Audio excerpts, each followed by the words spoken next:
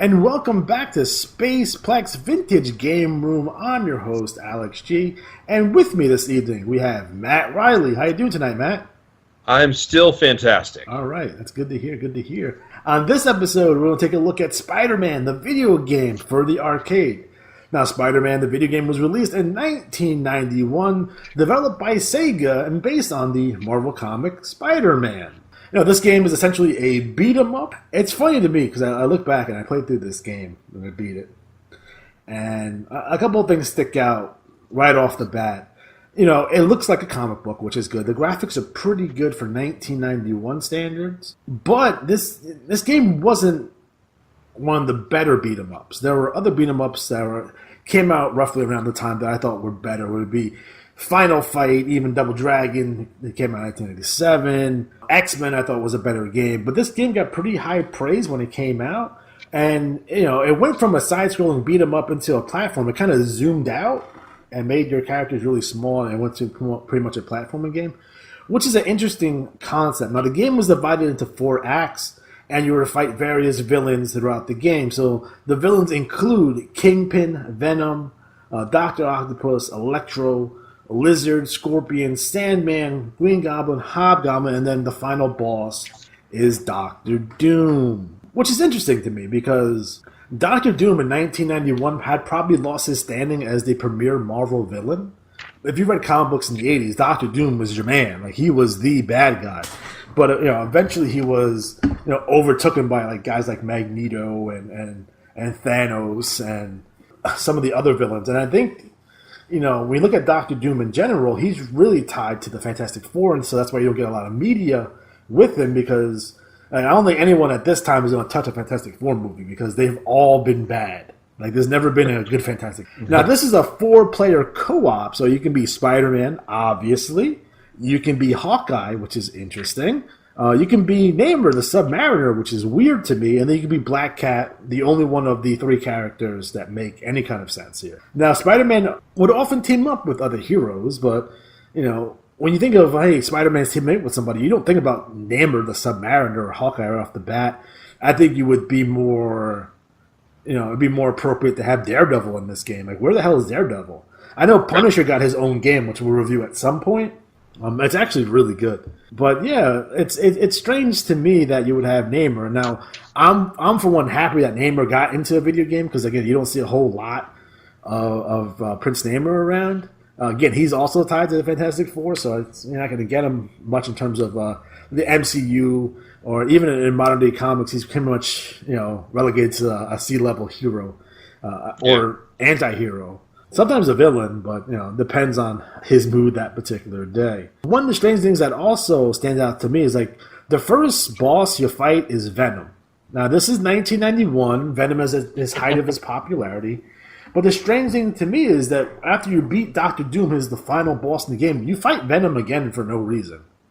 So it goes to show you how popular Venom was in 1991. In terms of what you can do in the game, it's weird. Another thing that's strange to me in terms of the game is kind of Spider-Man's posture in the game. He's kind of really kind of slouching, which is odd. What are you going to do there? But I think overall, the game it's a competent beat 'em up. It's pretty decent. Again, it's not the best in the genre, although it did get really high ratings when it came out. Going back and playing this game again, it's all right. It's not the best. Controls are pretty good. Hit detection is pretty good. And overall, it's 16 different stages, and the graphics are well done. But people giving it 5 out of 5 is ridiculous to me. Well, it was the time, right? I guess, but when it comes to Spider-Man overall, now I have a personal affection for Spider-Man in general. In terms of a personal story, when I was a kid, on the way home from school, we would drive past a comic book store, which I didn't know was a comic book store at the time. But I had a cardboard cutout of Spider-Man on the window, and it was all faded. It wasn't blue and red anymore, and it looked old. And after a couple of weeks, I asked my dad, "Hey, can we go to that place?" And I go in there. It's a comic book store, and it was run by an older gentleman and his wife, and they were really nice to me, and they introduced me to the world of collecting comic books because you got on the pull list, and they would pull comics for you when they came in, and you would go in and buy back issues, and I would buy Marvel trading cards, and I got into Batman, and so on and so forth. So my love of comic books really kind of starts there. Right off the bat, the first comic book I ever bought was Incredible Hulk, by the way. But after the Incredible Hulk, they had the back issues there, and I would go through the back issues. You go like it's like a filing cabinet. You're browsing through comic books. Sure. And one of the early comic books I bought was I started buying issues of Secret War. And the Secret War was my introduction to the Marvel Universe at large, because it introduced a lot of the main characters. It had, everyone of note was in that miniseries, right? Well, the villains, I will say, having just read Secret Wars like a month ago, again, it doesn't hold up as well. But the villains, like the Wrecking Crew, were kind of like... Really? Absorbing Man was dope. He was. But the Wrecking Crew guys, like Pile Driver and Crowbar, or everywhere, like... Dude, there's so many good villains. Spider-Man alone has a ton of good villains. And Dr. Octopus was there, Dr. Doom was there, and Magneto was a tweener, I guess you would call him, in between both sides, and Enchantress was there, and that was pretty. Galactus was there. But it is 1984 Marvel, though, so... Green Goblin is dead. I don't think they introduced the Hobgoblin yet, so... apparently Hawkeye is a racist against the mutants, which we find out in that series. Yeah. But it was one of the first that kind of changed the status quo. It wasn't a reboot. And it wasn't like they didn't go to an alternate timeline, but it did change the continuity of the current Marvel, it did change this current state of Marvel Comics, because obviously the Thing stays, right? And She-Hulk replaces the Thing in the Fantastic Four. Spider-Man gets the black costume. So it did make changes, and they were missing. Like, there was the whole reference, if you read the comic books that were around that all the heroes were missing for a while, and so some of the other heroes had to pick up the slack, which is interesting. But it's funny because the black costume, they introduced the black costume, and no one knew where Spider-Man was and why he had a new costume. I guess originally they had a negative reaction to the black costume, so they got rid of it as quick as they could, and it was an alien, he got rid of it. And then by the time Secret Wars 8 came out, they're like, oh, this is awesome. Like, what are you guys doing? So they brought it back, but it wasn't the alien symbiote anymore. It was just a black costume. And he would switch back and forth throughout the 80s wearing the original red and blue one, and he would go to the black one every once in a while. And then eventually they did introduce... the symbiote comes back, and it kind of kidnaps Peter Parker when he's sleeping. Like, they would crime fight, but Peter Parker would be asleep, and he gets rid of it again, and it lands on Eddie Brock, and then we see Venom. And Venom's popularity in the late 80s, early 90s was huge. Now, I just recently saw the Venom movie, and again, I think it did really well at the box office. I know there's been some mixed reviews in terms of comic book guys, right? But I think it was the best they could have done with deleting every reference to Spider-Man. Because, again, Spider-Man is not in the movie. Spider-Man is... At all?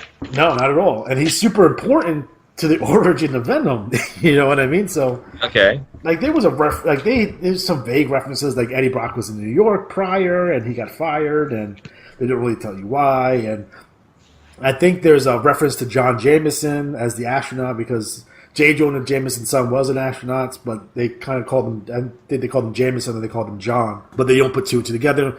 Obviously, Venom's in San Francisco, not in New York. So, again, it's kind of an adaptation of the Lethal Protector storyline that they had once Venom turned into an anti-hero or more of a hero type character in 1993 or 1984, whenever that came out.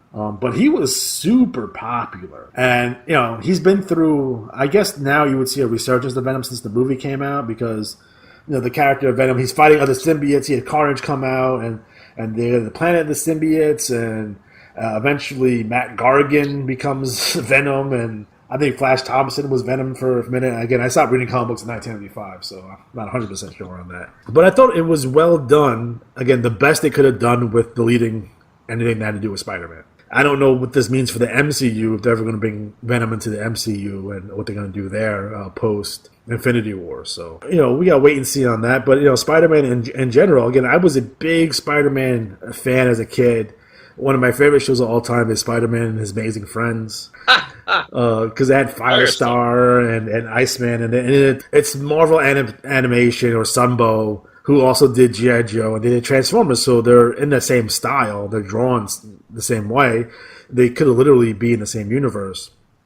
Right. A lot of the same music is reused on that show, and because that show and the standalone Spider-Man cartoon came out around the same time, and they canceled the regular Spider-Man show because Amazing Friends was so popular. And they actually replaced the Hulk cartoon, which is actually not bad. I know a lot of people rip on that Hulk cartoon from '82, but if you go back and watch, I have it, and I watched it, and I still kind of like it. So Spider-Man and his Amazing Friends had a lot of guest appearances on that show. The X-Men on that show, Captain America's in there. Tony Stark's in there, but not Iron Man. Tony Stark is the one that gives them all that crime-fighting kind of gear. So, but no one knows he's Iron Man. You see Dr. Doom in for one episode. You see Dr. Octopus. You see Green Goblin. I did like the one with Captain America because they fight Nazis again, and they talk about Nazis, and they shy away from Nazis. They showed the swastika and everything. They didn't give a shit.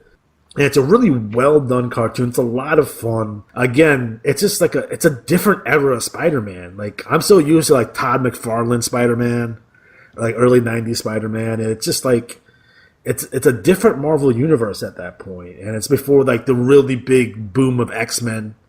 And it's so different. When I was a kid watching it, I thought it was fantastic. I actually had that. I think I had a couple episodes on tape. We actually bought tape from I guess a video store that had like 3 or 4 episodes on it. They always give Wolverine an Australian accent. I have no idea why. Like they can't. Yeah. They couldn't put Wolverine with a Canadian accent ever. They either give him an American accent or they give him an Australian accent, which is very, very bizarre. But it was a precursor to Hugh Jackman taking the role.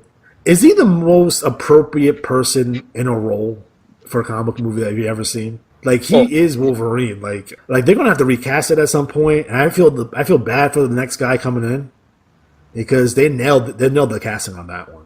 Somebody said Hardy should do it. Tom Hardy. Tom Hardy, who just came off of Venom. It's a possibility. He played Bane also, so I can definitely see that. I thought he'd make a good Punisher, though. Oh, yeah, he would. I think the guy in Punisher now is doing a great job. I really like that Punisher. I know a lot of people don't like that show. And I recently heard that both Luke Cage and Iron Fist got canceled. Iron Fist can suck a dick, though, because that show sucked. But I really like Luke Cage, though. You watch Iron Fist? Both seasons? And the Defenders? I hate him so much. He's like the worst hero. Like, he was just stupid. And I was like, you're so dumb. Like, I like Daredevil. Daredevil was a lot of fun. And I know season 3 just recently come out. And I'm going to watch that this weekend. Excited about that. But they made Iron Fist so fucking stupid. Like, you're just an idiot, and I hate you. I know it's supposed to be the hero's journey, and blah, blah, blah. Fuck you. He sucks. Matt, what are your thoughts on Spider-Man Homecoming? The most recent Spider-Man movie that came out. Oh, when it came out, I liked it a lot. I thought it was pretty good. I think to me, from the times I've been in New York, it had the most New York-y feel. It did. It felt like, okay. And I think overall, I think it was very good. I mean, the plot twist, which I don't give away, was awesome the way they unveiled it. Yeah, I thought that was pretty sweet. Really cool. And, I liked it a lot. I really did. Did you like the younger Aunt May? And a lot of issues with that. I do. And I think only because Aunt May was like... It makes more sense for her to be younger because that's his aunt, not his grandma. Right. So it makes more sense in terms of But I will say this. Like, I was looking at pictures the other day of my grandparents, and, like, they looked the same way. They looked old when they were in their, like, 40s and 50s in the pictures I saw. Yeah. Like, they looked the same as they did when I with my grandparents. And, like, my parents don't look that way. Our parents, like, people look younger now because they just take, better care of themselves. Yeah, absolutely. And so Aunt May not being, they're crippled. Here's how bad Aunt May was. 80 years old. There was the Marvel Superheroes role-playing game, which, yes, I played. In that game, you were ranked in categories of, like, how strong you are, and, like, every category was, like, it went to as high as, like, beyond, right? Yeah. But it was, like, it started off with feeble, and they used an example for each branch. Like, it was, like, feeble, poor, typical, which was, like, 6 points, then good was 10, excellent was 20, remarkable was 30, incredible was 40, amazing was 50, monsters was 75, and unearthly was 100. Now, for each one, they had, like, the Hulk strength was, like, unearthly. All right, so 100 points for Hulk strength. Aunt May was the example for feeble. For Aunt May. So she was, it was great not to see a feeble Aunt May who was like, remember in Spider-Man 2 where he goes after, or maybe Spider-Man 1 where he goes after Aunt May? Mm-hmm. And you're like, no, not Aunt May. Like, Aunt May's hot in this one, you know? Like, all right, I'm all on board with this. Like, I thought that was a nice, subtle touch. The only thing I didn't like about that movie is that I feel that they made Spider-Man not competent at being a superhero. Where in the comic books, almost right off the bat, he's actually pretty good as a superhero. Like, his learning phase is not that long, and he's already, like, defeated some of the world's worst villains. And I felt him, like, kind of... Like, we didn't get an origin story, which was great, because we know everyone should know the origin by this point, but do we need to see him not be a good superhero? Like, be a shitty superhero?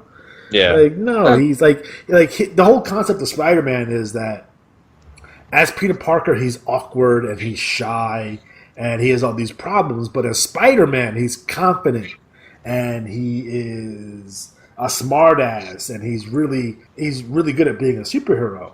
So there's always that dichotomy where like they're almost like two different people. And I don't think we saw that in this movie. Maybe in the next movies we will see that, but who knows? And I thought that Michael Keaton's portrayal in that movie was fantastic. He will always be Batman to me, but he did a really good job in this movie. Like, he is my Batman. Who are you? Who are you? I'm Batman. But I thought like the Spider-Man in the MCU right now is pretty good. I didn't like the series before this, like the one that had Jamie Foxx in it and stuff. Mm-hmm. I think the first two Spider-Man movies with like Tobey Maguire were pretty good. That third one is fucked up. Yeah, they were trying to do too much. It was like, oh, like what is happening with this movie? It's so bad. But I thought Homecoming was pretty good. Obviously his appearances in Avengers are pretty good. They did update the character, which was good. He's more of a YouTuber, social media savvy kid than like, oh, I'm going to be a photographer for the Daily Bugle. So I thought that was a nice touch there. So, and him kind of struggling with like, oh, I want to save these people, and it's a little bit different. I mean, Spider-Man's always been a sad character. Like he's given up being Spider-Man like a dozen times. Like he quits all the time, and then eventually comes back. But that's one little nitpick in terms of that movie. So I thought overall the movie was done pretty well. I'd like to see what they, I know they're moving the series forward. I know the next one takes place in Europe or something, I heard. We'll see how that goes. But I want to see some other villains. Like it's nice to see the Vulture in the movie, because the Vulture is not a villain that we often see. Like we always see like Dr. Octopus. I like to see Kraven the Hunter. That's a villain that needs to be explored. You think so? I was never a big fan. No, you didn't like him? Nah. I thought he was good. He had that goofy, stupid lion costume. Well, they're not going to do that. I mean, Kraven is a product of his time. I mean, I will still say the one villain that was always underrated was the Taskmaster. Taskmaster, yeah, pretty good. He was badass. He had Captain America's reflexes. He could do anything he saw everybody else do. Like they didn't go Green Goblin with this. They didn't go. I think they do Mysterio next, which is pretty good. He's an interesting character. Electro, I know Jamie Foxx did it, but I don't think he did it necessarily all that well.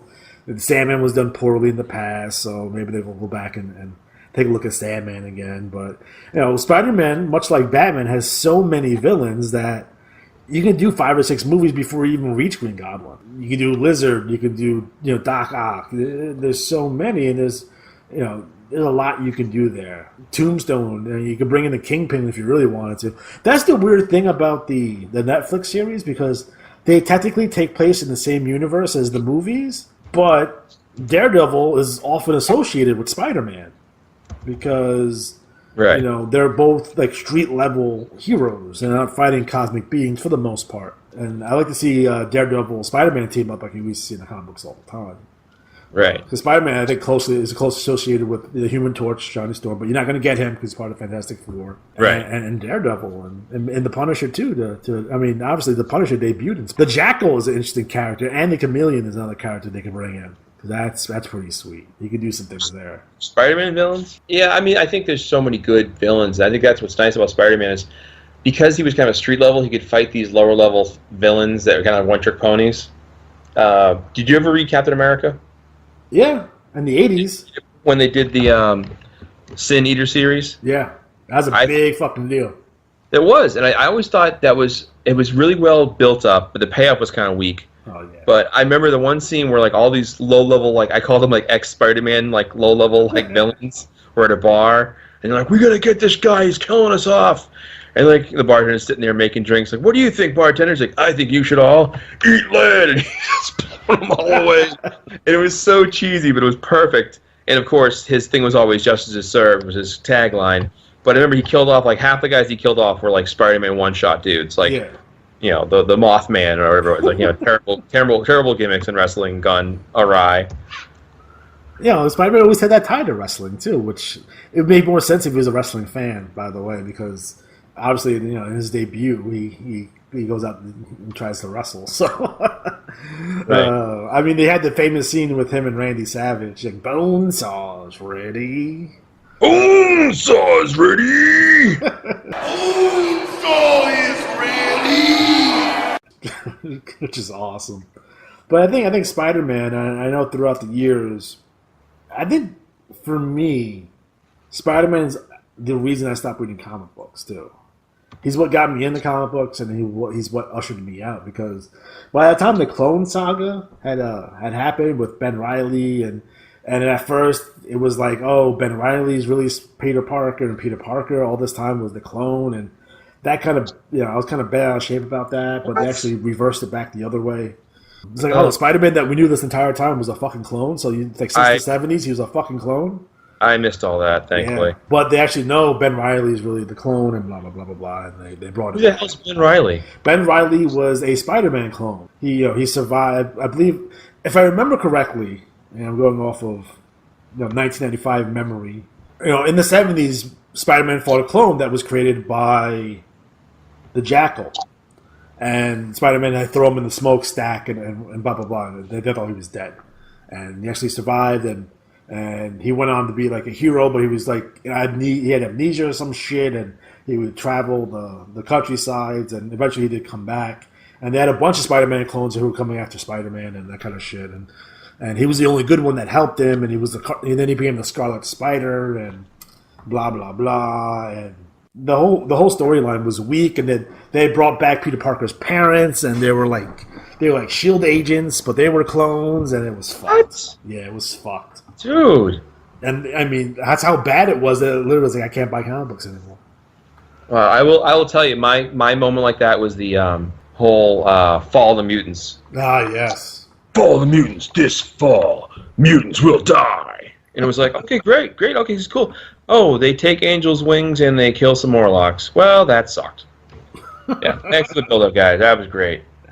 So you miss all the X-Men, the Jim Lee X-Men, or the boom of fucking X-Men in the early 90s. Because when you were getting out of comic books, I was getting into it. So. Well, I will say, you know, I just started reading. Well, there's a lot of fucked up shit in the early 90s. Like, they ruined comic books, and a lot of comic book stores went out of business because they fucked up bad. Like, in a 3 or 4 year span, Spider-Man's not really Spider-Man, although eventually they would find out that the real Spider-Man was always Spider-Man. They killed Superman, but he came back. They turned Hal Jordan into a villain. Batman broke his back. They did the whole Age of Apocalypse, which actually was like really well done, but it served no purpose because nothing ever changed. But they did a lot of shit like that like really kind of just changed the status quo.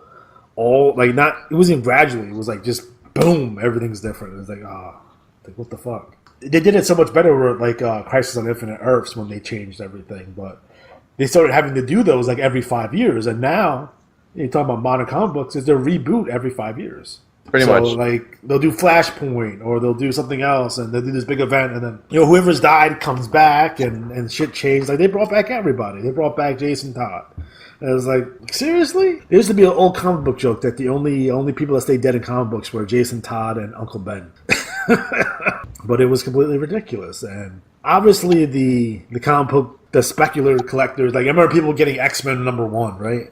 When it came out in 1991. The new X-Men #1 is like, I want to buy 10 of these and I can put myself through college, or it's a good investment. And comic books are never a good investment. It was never intended to be it's the disposable entertainment, and that's why some of the older comic books are so rare. So that's why, like, Amazing Fantasy #15, First Appearance of Spider-Man, that's worth a ton of money. The First Appearance of Batman is worth so much money. Whatever comic book that you got in 1995 ain't going to be worth shit. And it's still not necessarily worth shit. There's some comic books that have some value because there's some first appearances of some modern characters that became household names or got movies that went up in value, but nothing. There's nothing necessarily exceeding $1,000. You know what I mean? Like I remember I got Secret Wars #8 back issue. It's like 1990-91 for $6. Now that comic book's worth like $300-400. But that's the first appearance of the Black Suit and Venom and blah blah blah blah blah, right? But it goes to show you how like it just all crashed. And I didn't like the art. Once that group of artists left the Form Image, a lot of the artwork, especially in Marvel, not so much in DC, but definitely in Marvel, took a fucking hit. Like when they lost Chris Claremont, like he wrote X-Men forever. They lost him.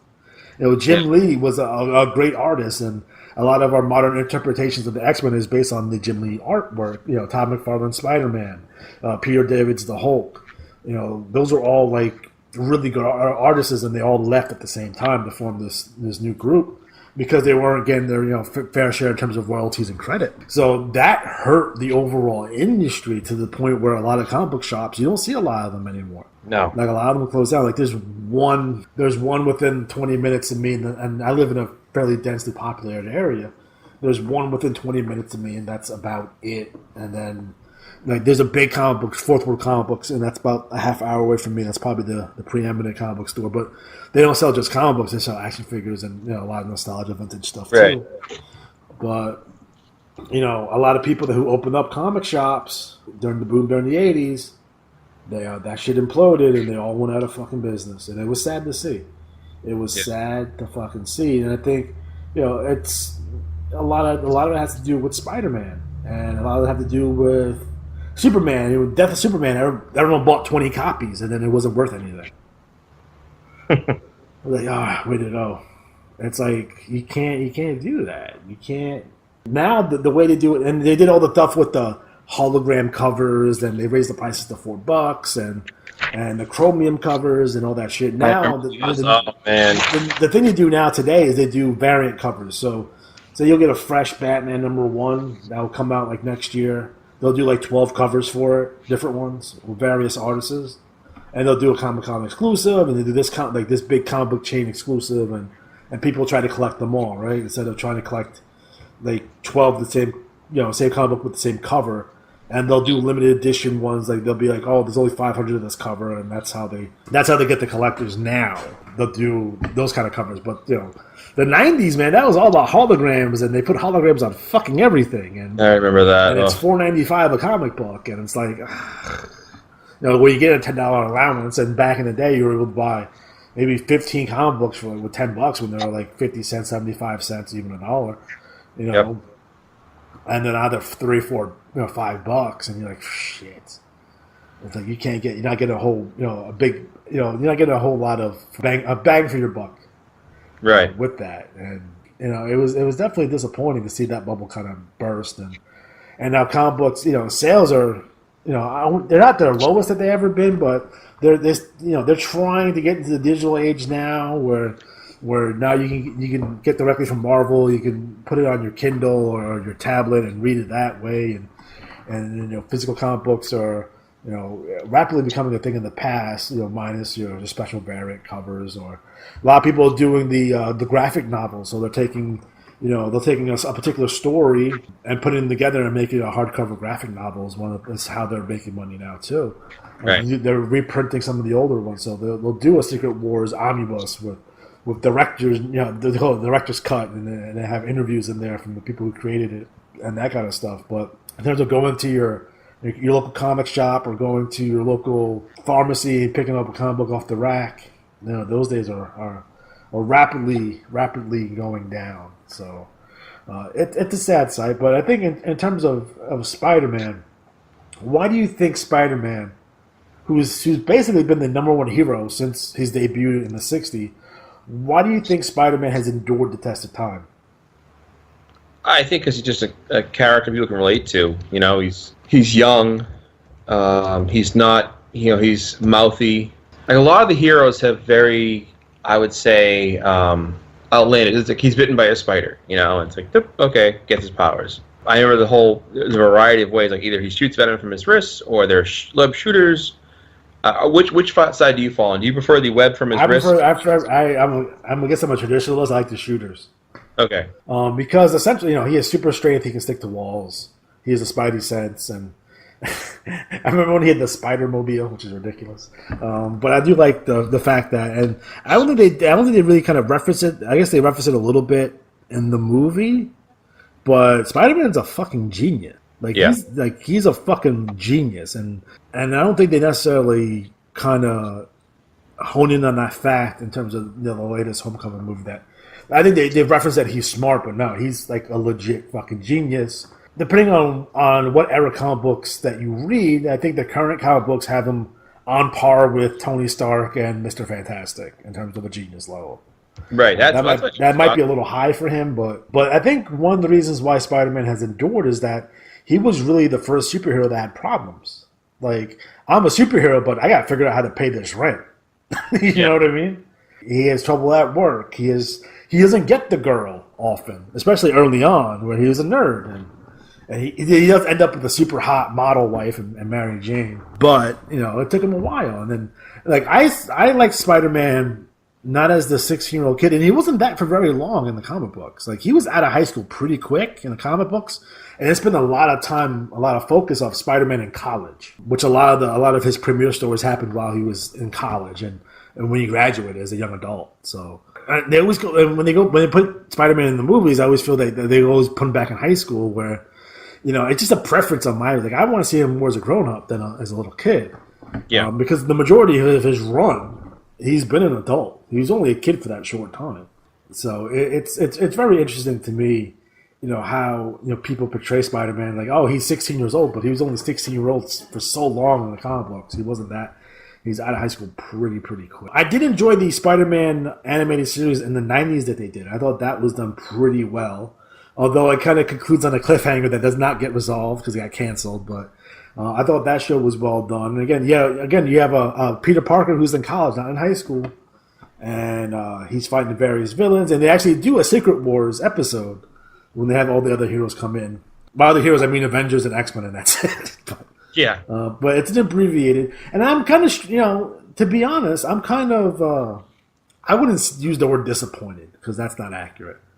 But I'm kind of perplexed on why they chose to do Infinity War first without doing Secret War. Yeah. Because Secret War is like, oh, we'll get all the heroes and villains to fight each other. And I think that would translate better on screen than the Infinity War, because they had to take a lot of liberties with that Infinity Gauntlet / Infinity War series to make it work. And I think if they did Secret War, they wouldn't have to take that many liberties with that. Yeah.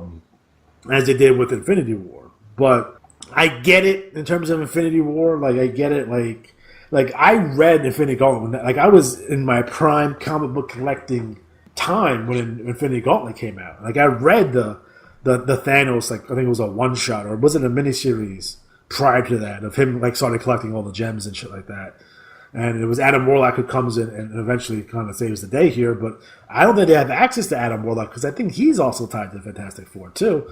So it looks like they're bringing in Miss Marvel as your Adam Warlock stand-in for this.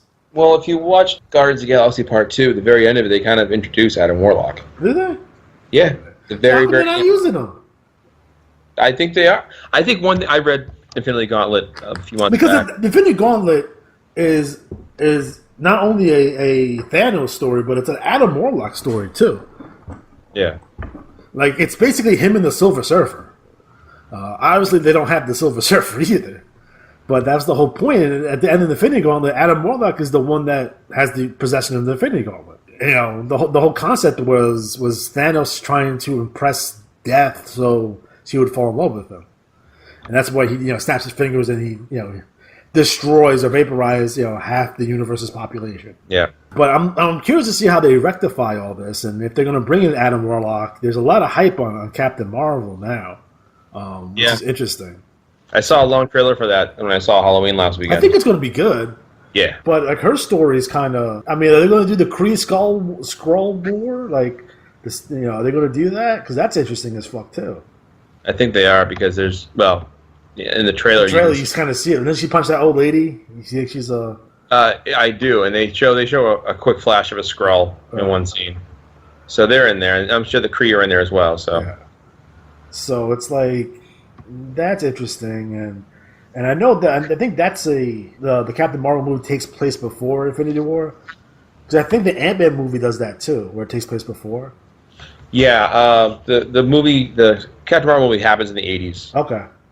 It's like mid 80s, I think. They have like Samuel L. Jackson with an afro or something, or Jerry Crawl. That'd be awesome. If you look like Jules.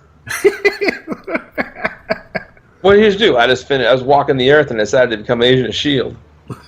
Oh, all right. Yeah, you like pork? I don't dig on swine. Do you know what's funny to me? There's a lot of controversy out there right now about established comic book characters being recast or changed into minority actors or portrayals, right? And the one character that no one seems to have a problem with is Nick Fury. And yeah, it might be just because it's Samuel L. Jackson and is awesome, so like fuck it, I don't give a shit. But Nick Fury, for the most part, has been white forever, and no one said a peep about that. Like people got pissed. Like people are pissed right now that like Iron Man currently is a black woman, and they have the Hispanic Spider-Man Miles Morales, or I think he is biracial, and a lot of people are upset with that. And they have they had female Thor in the last couple of years, and people were pretty upset about that. But no one gave a shit about fucking Nick Fury though. But I think that probably has more to do with Samuel L. Jackson being fucking awesome, right? Because he was done well. He was done extremely well. And, to be honest, the only other portrayal of Nick Fury was fucking David Hasselhoff. So, yeah, I love the Hoff. I don't want to say anything bad about the Hoff, but, that was a character ripe for exploration. And I do like him in his cameo roles, but I think this Captain Marvel movie might be more of a Nick Fury movie than maybe a Captain Marvel movie. We'll see when it comes out. We'll check that out. That's really interesting. And, they did Civil War, too, but if anyone that read Civil War, they had to take some... I mean, of course they're going to have to take liberties when they adapt these stories to film, because a lot of these stories are rather large and you only need like 5 films to do it. But Civil War, I'm kind of like, I was kind of uneasy about it, because they did take quite a bit of liberties with that one. But I hope my favorite part of Civil War was the Punisher. He starts shooting villains in the head. Yes. And Captain America's like, "What the fuck are you doing? Like, fucking relax, dude." That was awesome. Yeah. And then they killed Captain America at the end of that. So yeah, which I always feel. Civil War. Remember, they didn't kill him at the end. He gave up. He was arrested and they walking around. And then it was like some of the issue, like after the Civil War ended, that he got killed. So it was like, why would you just kill him in the finale of the issue? Right. Be stupid, asshole. Wasn't it fucking Maria Hill who kills him? Yeah. She was brainwashed. She was an agent of Shield, and I think people are mad now that they made Captain America a Hydra agent. I heard that recently somewhere. Oh, that was all a ruse. That was a ruse? Okay. I know Captain America's off topic, but Captain America throughout the 80s, I felt he wasn't necessarily demoted because he was always important in terms of the Marvel Universe, but I don't know a lot of people other than yourself that were buying a whole lot of Captain America comic books in the 80s. Well, he was... remember when, I guess he was fired or something happened and they put the other guy in? Oh, they had the Patriot, yeah. The U.S. agent. U.S. agent, that's the guy. Yeah. So, I don't know. In the movies, they've done Captain America right. And I would compare Captain America to Superman. They have a similar mentality. But they can never do Superman right ever since Christopher Reeves. I don't think they've done Superman all that great. Even I know some people do like the modern interpretation of Superman. I do not like anything in terms of DC movies, for the exception of the Wonder Woman movie. I thought that one was awesome. I thought the rest of them sucked ass, though. But I think the MCU is where it's at in terms of comic book movies. Now, I often wonder to myself, when is enough enough? When do we stop this? because it reminds me of like action movies in the 80s or like westerns in the 50s where there's like just a shitload of like, oh, we're going to do every hero. We're going to do every kind of action movie. You know, when is it the point where it says, okay, it's enough, we're done with this? Like in terms of Hollywood, because you know they're coming out with the Shazam movie that's coming out closely. You know, pretty soon. So I don't know. Like, I don't know how many more of these they could actually do. Like, I don't know about this new X-Men movie. I watched the trailer. I don't know if I like it. I like the other couple of ones that came out. Like Days of Future Past. I thought was good. I like First Class, and I liked Apocalypse. To be completely honest, I know a lot of people that like that movie. The new one looks sketchy as fuck, though. Yeah. Like, I don't know how I feel about that. And I know Disney is, I believe they're still trying to acquire. And we'll see how it goes. Now, they do have to work in a relationship with Spider-Man. They don't own the movie rights for Spider-Man, but it looks like they're at least working together here, which is very rare in terms of movie studios actually doing that. But I think Sony knows for a fact, like, we can't make a good Spider-Man movie. We're going to kind of hand it off here to Marvel and let them take a crack at it. Right. I'm wondering. I think Fox, Sony owns Spider-Man, Fox owns X-Men, and I think they own Fantastic Four. So, you know, if they acquire Fox, they can get their Fantastic Four back. But is Fantastic Four so tainted now that even if it, you know, Marvel produced, would you go watch a Fantastic Four movie? Right. Like, I don't think so. Like, the last one was really bad. It was really fucking bad. And I don't think they can recover from. I think the movies were so bad that it hurt their popularity in terms of comic books. Because I believe Fantastic Four is currently canceled. Don't quote me on that, but I'm pretty sure that's happened. You may want to just leave them dead and buried for a while, wait a couple of years, and maybe bring them back. But what do you think are some of the other MCU movies that they can produce at this point? Like, what's next for them? You think? Oh, well, you know, I saw an article saying that some people feel that this Iron Fist and Power Man Iron Fist cancellations were because of hero fatigue. And I can get that. I see that. Because, like, after a while, you're like, okay, are you just making a show to make a show, or you're making it with a purpose? Right. And to me, it's like, when I see shows that are like cops, doctors, or lawyers, dude, we've seen 8 gazillion of them. I don't give a shit. Don't give a shit. Chicago PD, Chicago Med, Chicago Fire. Nope. Don't care. And when are we getting the Power Pack fucking comic book or ROM? Hey man, the ROM movie. I want the ROM movie. ROM would be an awesome movie. It would be. But what about? It's in every issue of ROM, by the way. Really? I did, and I sold it off. Fucking Space Knight. Space Knight, man, yeah, good storyline. Power Pack I read for a while, but that was like just, if you don't know Power Pack and you're listening to this, Power Pack were for essentially kids, like late, maybe 8, 9, and like 10, 11. I believe they did a molestation fucking issue one time that fucking started for life. Did. I was like, it was some guy's bike shop. Was Arnold Jackson and fucking Dudley there? Yeah. No, man. Like, what's the bottom of the barrel? Like, what's the? I think we've hit the bottom of the barrel in a sense where really the Cloak and Dagger I think came out in terms of a TV show. I think the problem you have is you're getting away from what made these stories viable. There were stories to tell. I actually liked Luke Cage. I watched season 1. I like Luke Cage too. Iron Man, I heard was so bad, I didn't bother. Iron Fist was the worst piece of shit I've ever seen in my entire life. The Defenders were pretty good, right? Yeah. Daredevil was good. I really liked The Punisher, although that got mixed reviews. And I'm not necessarily a big fan of Jessica Jones because she's a fairly new character that I've never read. Right. And I think when I think about, like, Punisher was well done. Daredevil was really well done. And they had characters you liked, and it didn't have a huge cast. You didn't get lost in the shuffle each week, like, oh, who's this guy?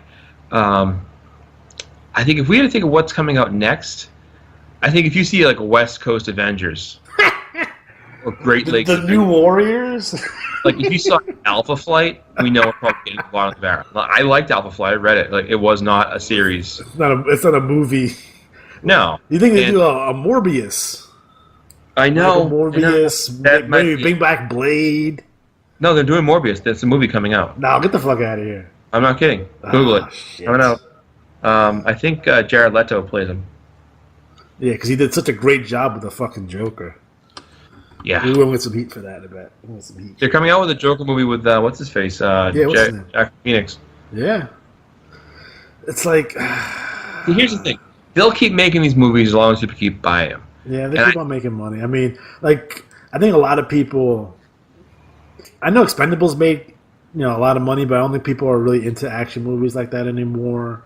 Like, what is there to watch now? Like, well, I think that's the thing is you see what I notice more of nowadays is when you see a fresh take, like 21 Jump Street is what I see kind of the future for the next 10 years. Yeah. Spoofy remakes where it's comical. I hope you do What's Happening. Yeah. That'd be awesome. But I'm saying, like, seriously, like, they'll take do Breaking 3. Yeah, like, they'll take something that was stupid and goofy and make a movie out of it. And now we're looking at... I mean, I know a lot of people say, oh, Hollywood ran out of ideas. I mean, to be honest, Hollywood ran out of ideas in the 80s because you see a lot of reboots, a lot of nostalgia things. Like, they did What's Happening Now, right? In the 80s, off the 70s What's Happening show. Like, they would do shit like that all the time. And they would bring back shows from, oh, there's a new fucking Lassie, in color this time, or something ridiculous. And that would happen all throughout the 80s. In the 90s, they picked it up. Was when, like, your Jurassic Parks came out, Independence Day. Like, those were, big blockbuster movies. But I think people right now say, oh, a comic book movie, I'm more willing to risk my, $12 on a comic book movie than, say, some weird movie like with Will Smith on it or something.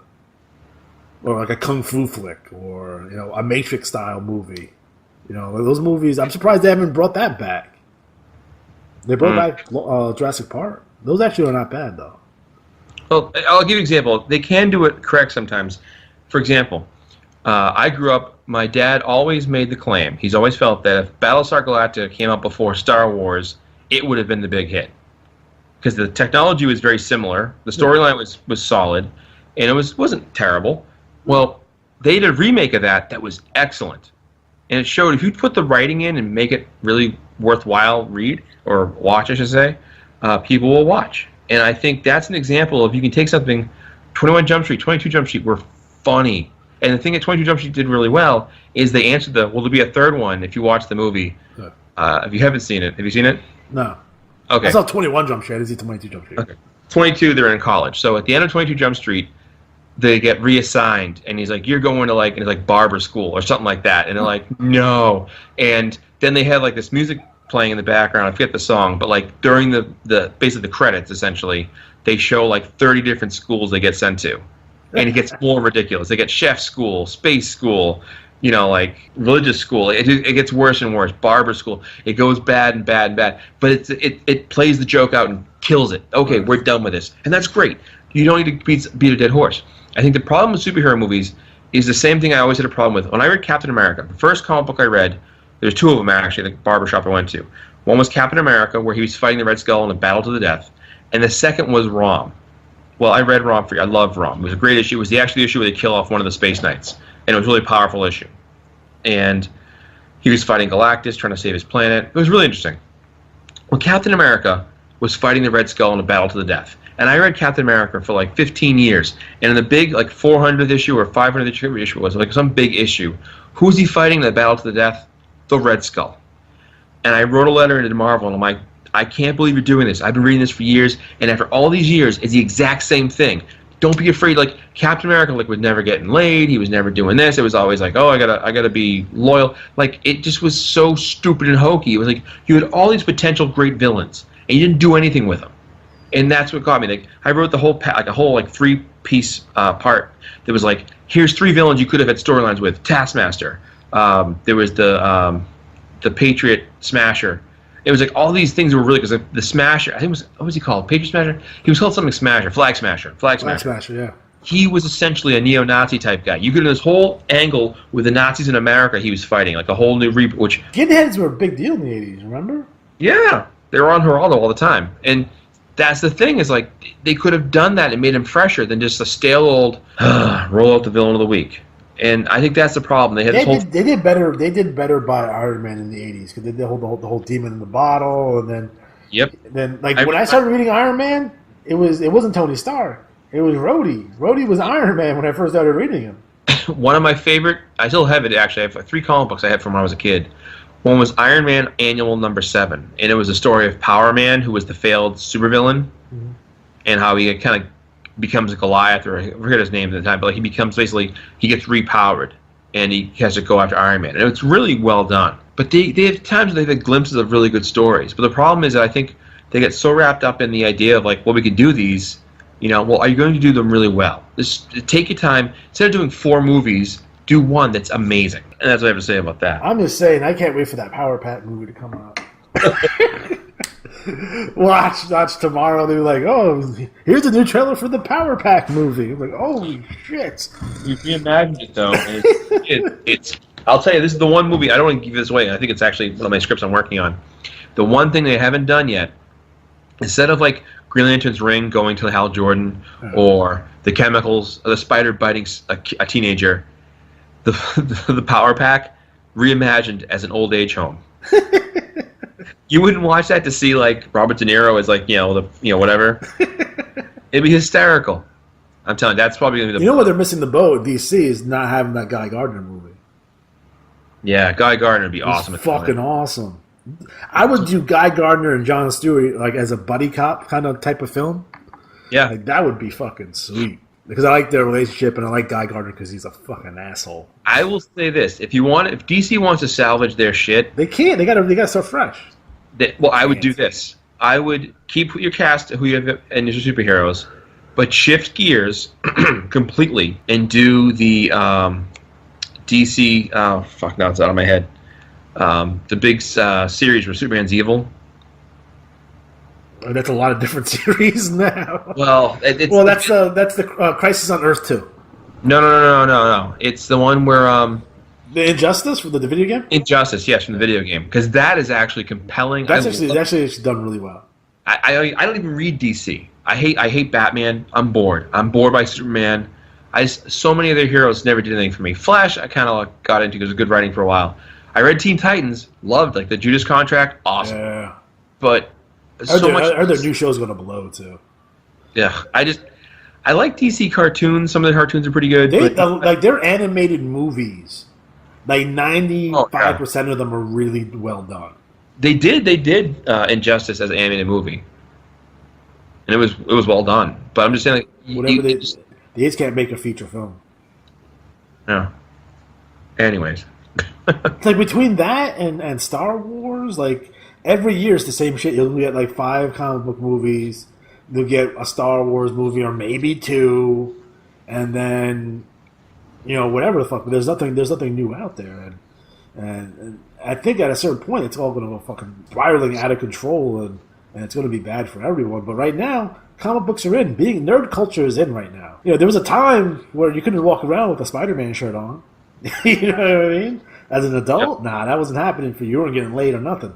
Like this is not happening for you. But now you can walk around in an Iron Man shirt, or Spider-Man shirt, or Batman shirt, and you'd be all right.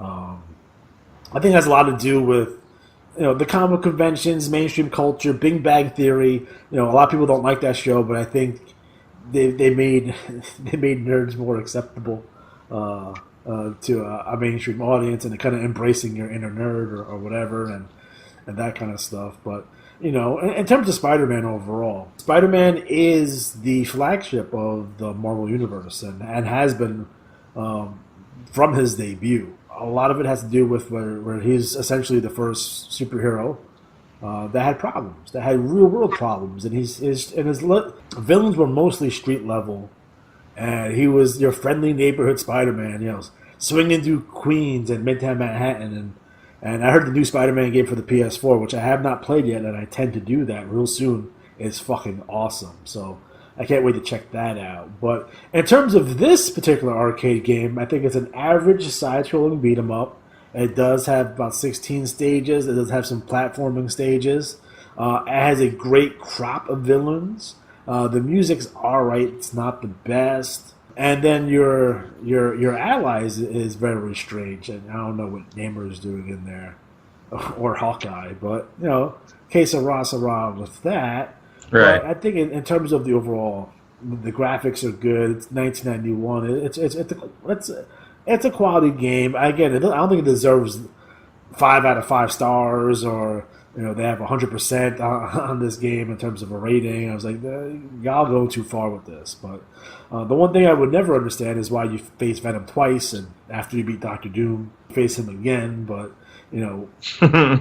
it's weird. It's weird, but it goes to show you the popularity of Venom in the early '90s, and I'm hoping to see a Venom resurgence here in 2018, and we'll see about that and see how that goes through. But Spider-Man was my guy, my childhood guy. I'm more of a Batman guy now than anything else. But if I have to be honest with myself, I went to the comic book store for the first time because I saw a Spider-Man cutout.